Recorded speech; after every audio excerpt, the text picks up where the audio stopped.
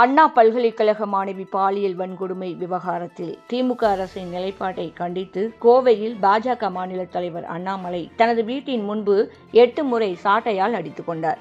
அப்போது அங்கு இருந்த பெண் ஒருவர், தலைவனே, உன்னை நீ சாட்டையால் அடித்துக் கொள்வதை ஒத்துக்கொள்ள முடியாது என்றும், சாட்டையடியை உடனடியாக நிறுத்துங்கள் என்றும், திமுக அரசு பதவி விலக வேண்டும் என்றும் கூச்சலிட்டார். திமுக கண்டிக்கிறோம் கண்டிக்கிறோம் இந்த திமுக ஆட்சியை கண்டிக்கிறோம்.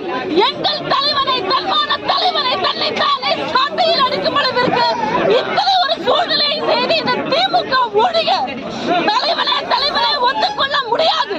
உன்னை நீ சாட்டையில் அடிப்பதை ஒத்துக்கொள்ள முடியாது. ஸ்டாப் பண்ணுங்கப்பா. எப்படி அடிக்கலாம், எப்படி அடிக்கலாம், ஸ்டாப் பண்ணுங்க, தள்ளுங்கப்பா, ஸ்டாப் பண்ணுங்க. அவரை அடிக்க தேவையில்லை.